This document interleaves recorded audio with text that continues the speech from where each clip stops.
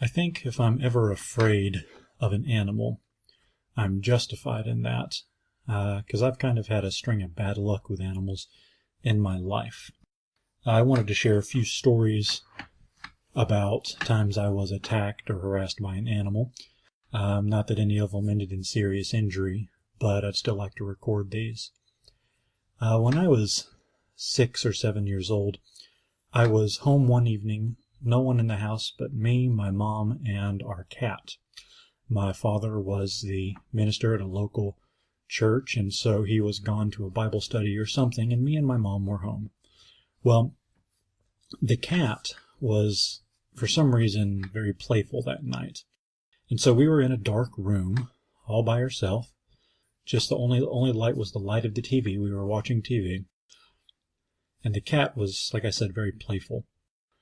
Well, I was sort of standing up in the middle of the room while my mom reclined back in her chair.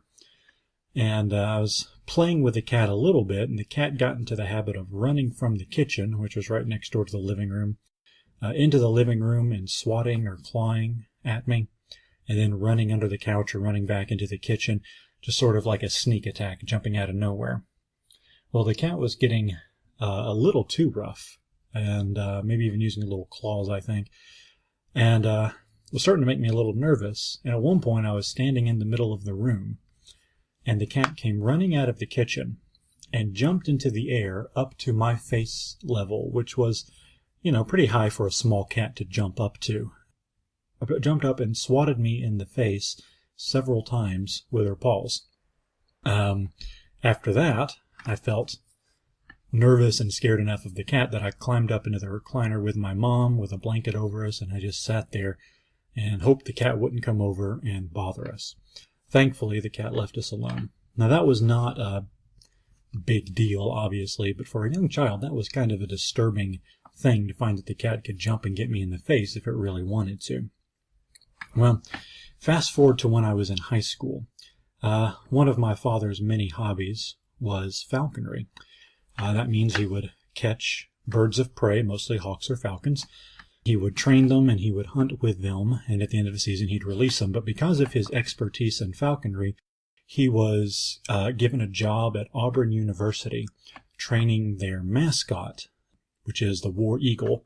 And also he worked with a number of other birds there at the rehab center. There were vultures, falcons, hawks, eagles, all in rehab there, or that could not be released back into the wild. And he worked and trained those. Well, one of the things he did as his job was he traveled around to schools or churches or wherever he went to deliver programs on which he talked about birds. And he would take them and show kids the birds, or show whoever would attend, and teach them a little bit about the birds.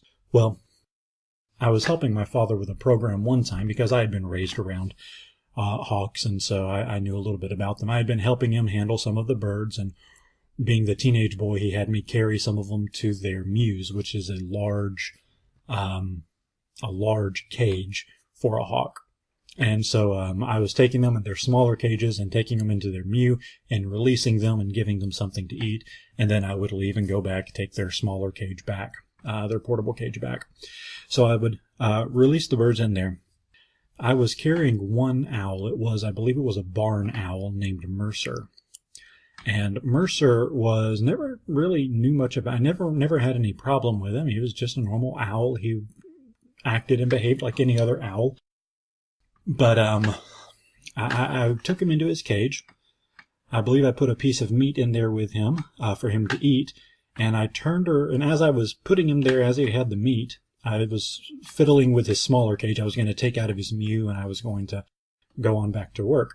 As I was in there, though, he began to make a sound towards me, which is an owl's way of sort of giving a threat.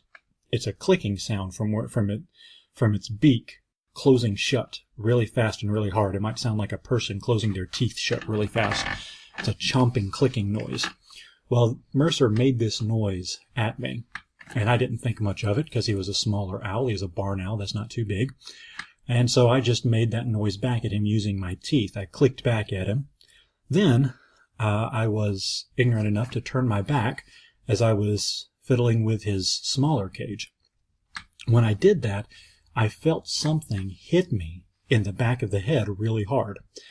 And I turned around, and Mercer was on a different perch than the one he was sitting on when I had turned my back.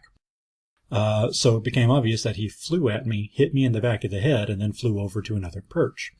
I didn't hear him coming because owls have feathers all down their feet, which keep them, help them be much more silent when they fly.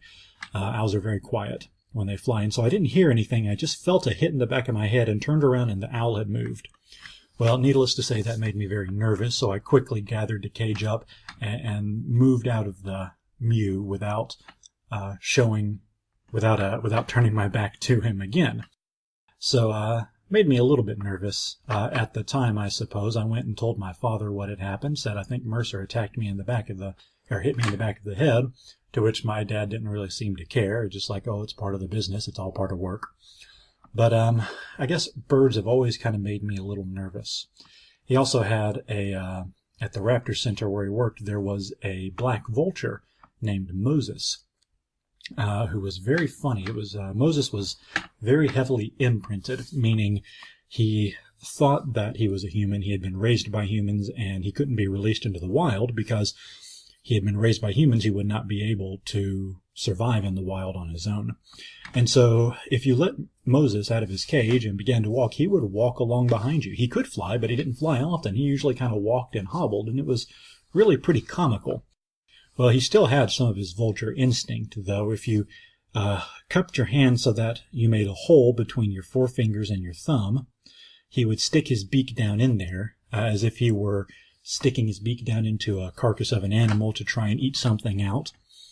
And the thing that always made me nervous about Moses was the fact that he would always walk up to me and peck at my shoestrings. I didn't like that, but that was sort of an instinct, too. I assume he was looking at the shoestrings as if they were the intestines or something of an animal that was dead that he'd be eating, but he always tended to peck at my shoestrings and didn't seem to do that to anyone else. And although I know with many raptors, birds of prey, hawks, falcons, vultures, eagles, the most dangerous thing about them are their talons on their feet, it was always the beak that bothered me the most and made me the most afraid. So Moses always made me really nervous, even though he never actually did anything to harm me in any way. And I just wanted to tell one more story, and that's the story of the time I got attacked by a local dog. It was a large dog, a pit bull, I believe, and one day I was an adult. I was working as a minister at a church in the country, and my wife and I, before we had any kids, my wife and I were out for a walk. And we were walking down one direction from our house. We were definitely within half a mile of our house, and we were passing by a sort of a shady trailer is where the local drug dealer lived. And he had a number of pit bulls that he kept chained up in his front yard.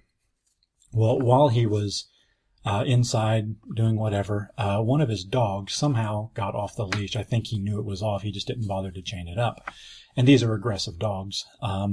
So we were walking down the road, and as we got near his house, really not even that close, we were a good 50, 75, probably 50 yards from his house, one of his dogs came out into the road to meet us, and stood right in the middle of the road and barked and growled and looked very, very malicious. So I turned to my wife and I said, "You go back. We're going to head back home." And I stood there, kept facing the dog to try and stand between this dog and my wife so that it couldn't hurt her in any way. Anyway, we were getting ready to go back, and I turned around to say something to her, tell her to go on or something. And the moment I turned my head, the dog reached forward and bit me on the knee. It was not a bad bite. It was just enough to hurt and just barely enough to break the skin. Well, anyway, after the dog bit me, I knew it was dangerous. I knew it could seriously hurt me if it wanted to. So we kept backing away from it until finally it stopped following us and we went back to our home. I went and wanted to tell the guy who owned the dog what had happened. At the time, I was not really sure I didn't really know that he was a drug dealer, but I went and got in my car. I didn't want to get out of the car, so I drove up into his driveway and honked my horn. He didn't come out. Apparently he was not there at the time I did that. And so I went home and I called the local dog catcher.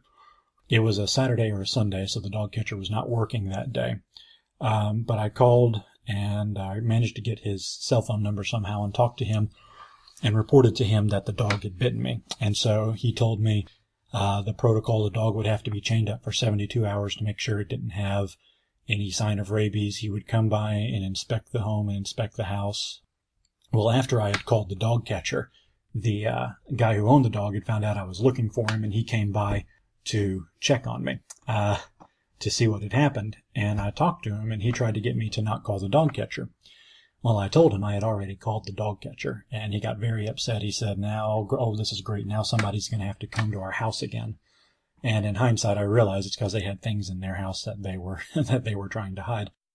But he is very upset about that and very angry and began to argue with me and try to tell me the dog was not dangerous. I would say to him, but the dog bit me. I know it's dangerous. And he'd say, well, where's the blood? I don't see blood. The dog's not dangerous if there's no blood. He said, fine, I'll keep it chained up, and he left. Well, I thought about it, and I wasn't sure what to do, so I called back the dog catcher and told him I didn't want him to come by. I told him it was fine, I would handle it on my own. So the dog catcher said, well, that's fine, but you just need to keep an eye on the dog and make sure it doesn't have rabies, which it did not. And he told me I needed to go get a tetanus shot. So I went and told the man who owned the dog that I had called off the dog catcher. He said, oh, good, I'm so glad you did that, because I was just worried about that you were I was just so glad that you weren't hurt, was what he said. And he offered for me to come over and meet the dog because he insisted it was really friendly, and I refused. And I had to go after that and get a tetanus shot. I hate any kind of needle, but I had to go and get a tetanus shot. And that's the story of how I got bit by a dog. And I noticed that most of the time when I got attacked by animals, at least if it's malicious at all, like with Mercer or with a dog, it's because I turned my back on them. So I guess the moral of the story is never turn your back on an animal that you feel uncertain about.